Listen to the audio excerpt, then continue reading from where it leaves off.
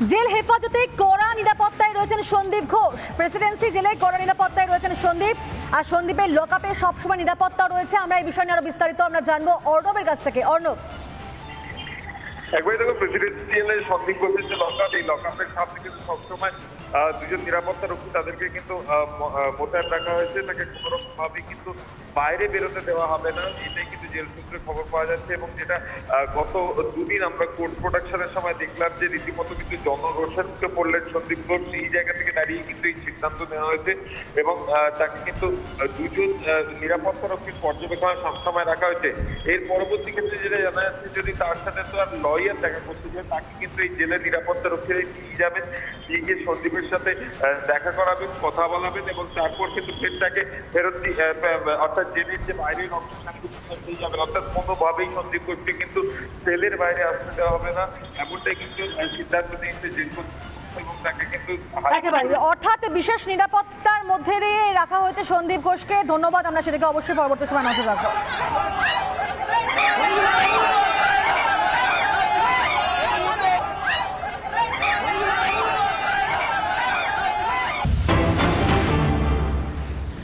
আরজিকর কাণ্ডের জের অপসারিত আইএমএন মালদা শাখার সভাপতির পদ থেকে অপসারিত চিকিৎসক তাপস চক্রবর্তী। আইএমএ মালদা শাখার বৈঠকে এমনই সিদ্ধান্ত নেওয়া হয়েছে। ঘটনার দিন আরজিকরে অপরাধস্থলে থাকার অভিযোগ তাঁর বিরুদ্ধে, এবং সেই অভিযোগ তাপস চক্রবর্তীর বিরুদ্ধে থাকার জন্যই তাকে সভাপতির পদ থেকে অপসারণ করা হয়েছে।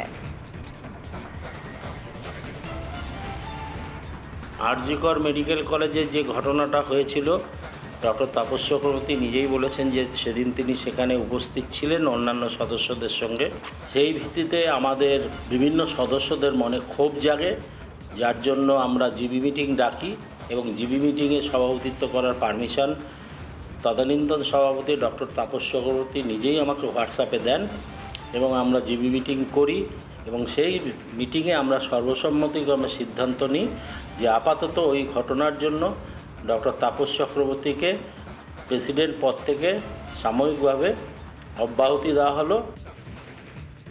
এই যে বর্তমান কমিটি চলছে, তাদের সঙ্গে আছে, তাদের সমর্থনে আছে, তাদের সহযোগিতা আছে, আমরা তাদের আত্মবিশ্বাসে আছি। যে গুটি কয়েক সদস্য নাকি সেদিন আমাকে স্টেপ ডাউন করার কথা বলেছিল, আমি পুরোপুরি কর্মক্ষম এবং এই সমস্ত প্রোগ্রাম যেগুলো মালদাতে হয়েছে আইএমের ব্যানারে, তার মূল উদ্যোক্তা কোনো রকম কোনো স্টেপ ডাউনের কোনো প্রশ্নই নেই। একটা অসাংবিধানিক কাজে আমি মান্যতা দিতে পারি না। আপনার সভাপতি আছেন? অবশ্যই আছে। দিন যত এগোচ্ছে ততই সন্দীপ ঘোষের দুর্নীতির নতুন নতুন পর্দাফাশ হচ্ছে।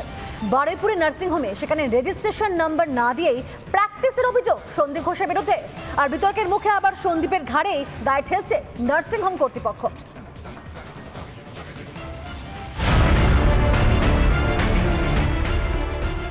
আরজিকর তো বটেই, হাসপাতালের চৌহদ্দির বাইরেও নাকি কোনো নিয়ম কানুনেরই তোয়াক্কা করতেন না সন্দীপ ঘোষ।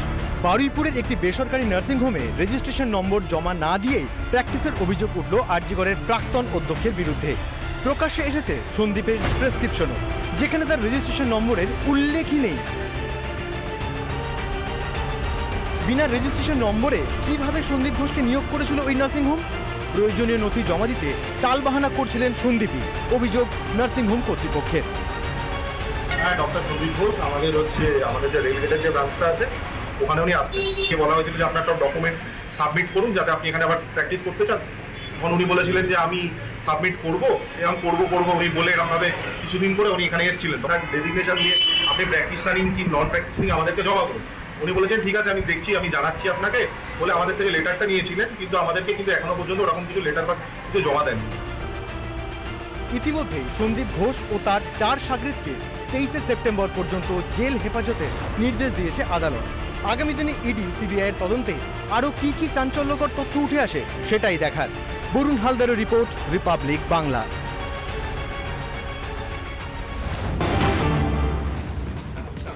আরজিকর ঘটনা নিয়ে এবার সরব হলেন মোহন ভাগবত। অপরাধীদের কড়া শাস্তি হওয়া উচিত, আন্দোলনকারীদের দাবিকে পূর্ণ সমর্থন জানিয়েছেন তিনি। এমনই মন্তব্য শোনা গেল তার মুখে, অর্থাৎ সংঘ প্রধান মোহন ভাগবতের মুখে। আরজিকর ঘটনা নিয়ে এবার সরব হতে দেখা গেল মোহন ভাগবতকে। তিনি কলকাতায় আসেন এবং আরজিকর কাণ্ড নিয়ে মুখ খুলেন রাষ্ট্রীয় স্বয়ংসেবক সংঘের প্রধান মোহন ভাগবত। সাংগঠনিক কারণে তিনি আসেন কলকাতা এবং সেখানে তাকে আর্যিকর নিয়ে প্রশ্ন করা হলে তিনি বলেন যে আন্দোলনকারীর দাবিকে তিনি পূর্ণ সমর্থন করছেন। একই সঙ্গে অপরাধীদের কড়া শাস্তি হওয়া উচিত, মন্তব্য সংঘপ্রধান মোহন ভাগবতের।